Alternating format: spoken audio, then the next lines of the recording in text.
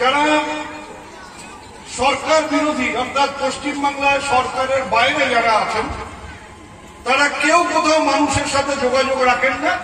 তারা ভোটের সময় এসে হিন্দুদের বলে যে হিন্দু ভোটগুলো আমাদের দরকার, মুসলমানের ভোট না হলেও চলবে, কারণ হিন্দু ধর্মকে শক্তিশালী করতে হলে পদ্ম ফুলে ভোট দিতে হবে। এইটা বলে ভোট দিয়ে যায়, জানে যে আবার পরের বার ভোটের সময় এসে একই কথা বলবো, মানুষের কাছে না গেলেও চলবে। কি ভবিষ্যতে আরো হবে কি হবে না পরের কথা, আরো উন্নয়ন হবে কি হবে না পরের কথা, কিন্তু আমরা এখানে যারা আছি আমরা বাংলা ভাষী, বাংলায় কথা বলি, আমরা ভারতবাসী। আমাদের পিঠে ছাপ দিয়ে দেওয়ার চেষ্টা হচ্ছে যে আমরা বাংলাদেশী। যেহেতু আমরা বাংলায় কথা বলি তাই আমাদের পিঠে চক্রান্ত করে ছাপ দেওয়ার চেষ্টা হচ্ছে যে আমরা বাংলাদেশী, আমাদেরকে কাঁটাতারের বেড়ার উপরে পাঠাতে হবে। নানা জায়গায় সমস্যা হচ্ছে। এই যে লতাপাতায় নিশিকান্ত দাস নমশূদ্র, তিনি মানুষের বাড়ি থেকে ডিম সংগ্রহ করে বাড়িতে বাজারে গিয়ে সেই ডিম বিক্রি করেন। বাংলায় কথা বলে, তার মানে সে বাংলাদেশী, তাকে বাংলাদেশে পাঠাও। এখন দেখছি অসম থেকে যেসব নোটিশ আসছে, অসমে কার সরকার? বিজেপির সরকার।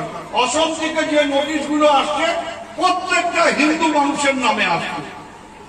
ওই উত্তম কুমার ব্রজবাসী রাজবংশী হিন্দু, নিশিকান্ত দাস তিনি নমশূদ্র হিন্দু, আর একজন মহিলা তিনিও ইতিমধ্যে চিঠি পেয়েছেন, তিনি অঞ্জলি ঘোষ, তার বিয়ে হয়েছিল আসামে, তিনি আসামে শ্বশুর বাড়ি গিয়েছিলেন, সেখান থেকে আসাম সরকারের তারাকে এনআরসির চিঠি পেয়ে তিনি এখন বাপের বাড়িতে এসে আসেন।